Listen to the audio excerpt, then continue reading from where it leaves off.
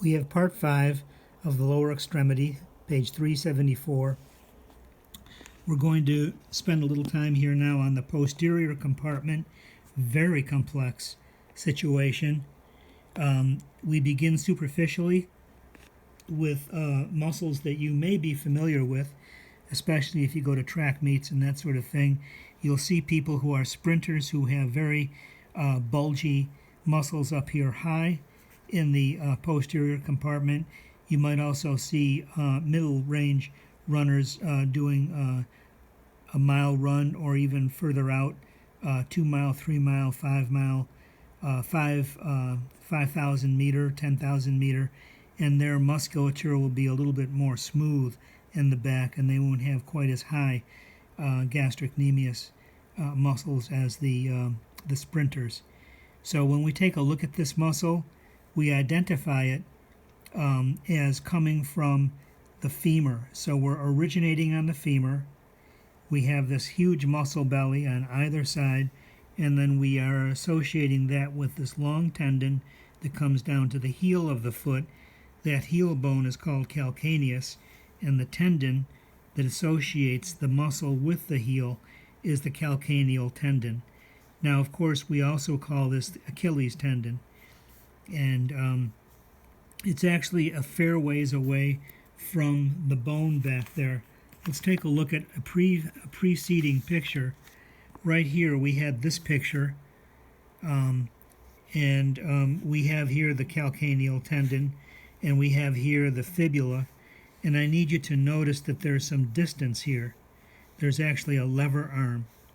So here's where the joint is, and here's this movable sort of area through here that's going to utilize that joint. So there is a lever arm there. You have to sort of pay attention to that. Here's the lever arm right here. Okay, so with that in mind, then we also have a deeper muscle. It has a slower twitch. It's used for walking. It's actually distal to the knee in its origin, so it's actually starting here on the bony structures of the tibia and fibula and coming down this way. In some ways it's a larger muscle, but it has a slower twitch, and we use it for walking, for standing, and a variety of other things. Taken all together, we refer to this whole sequence here, the soleus here, which comes down this way. Do you see it coming all the way down? Okay, so it's got more muscle belly to it. And the gastrocnemius taken together, this is called let's come over to this page here, triceps surae. So the sural surface is the posterior part of the leg, crural is the front of the leg. So this is the back of the leg, so it's surae, triceps surae.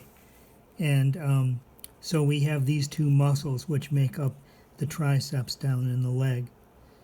Okay, and the origin of the gastrocnemius is on the femur. That's an important detail. And by way of the calcaneal tendon, we insert into the calcaneus bone. And then again here, the soleus is going to start on the tibia, distal to the knee, the tibia and the fibula. So make that clarification in your mind that if you're going to stretch out gastrocnemius, you have to actually straighten the knee, okay, in order to pull on the muscle, and then you can lean forward and you'll get a stretch on the gastrocnemius. Whereas if you want to stretch out the soleus, you have to bend the knee to release gastrocnemius and then bend the ankle joint forward, or that is to say, lifting in a dorsiflexion manner. Okay, so plie for the dance enthusiasts is the one that's going to stretch out the soleus that's underneath gastrocnemius. In either case, we're using the tibial nerve. Here we're going to mainly be plantar flexors, although the gastrocnemius is a weak flexor of the knee. Okay, so let's take a look. Notice that plantaris is listed here as part of this program, but it really has very little function. Okay, then as we come down, we have Popliteus. Popliteus is right behind the knee. And the main thing that I need you to know about it is that it flexes, rotates the leg, and it unlocks the extended knee. Let's take a look at that. If you've ever waited in line at the bank or at a grocery store or whatever, and you stand there in line with your knees locked, right, it's easier to stand for a period of time. Somebody could come from behind and poke you in the back of the knee, and you'll suddenly fall because you're just resting in that sort of locked position. So in order to unlock the knee yourself, you have to use this little muscle right here, which is Popliteus. Okay, and it sort of unlocks your knee for you, so then you can take the next step. One of the reasons I list here Tom, Dick, and Harry is because of the way things move around the medial malleolus. Let's take a quick look at 1, 2, 3, 4, 5 things that are in order coming close to the medial malleolus of your ankle. This is a bony projection that's easy for you to palpate. You can touch it right now. The first thing that comes there is the tendon of the tibialis posterior. So now we're deep to the triceps surae.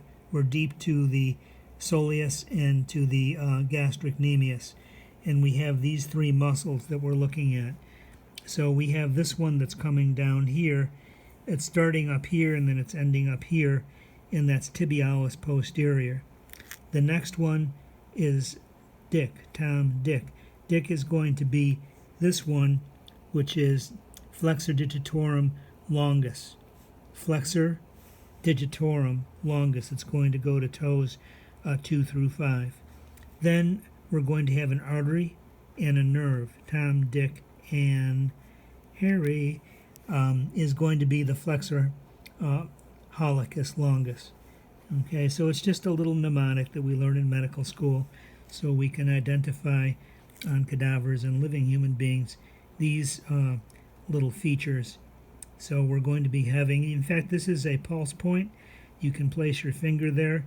On a particularly lean, well-exercised person, you might actually get a pulse right there.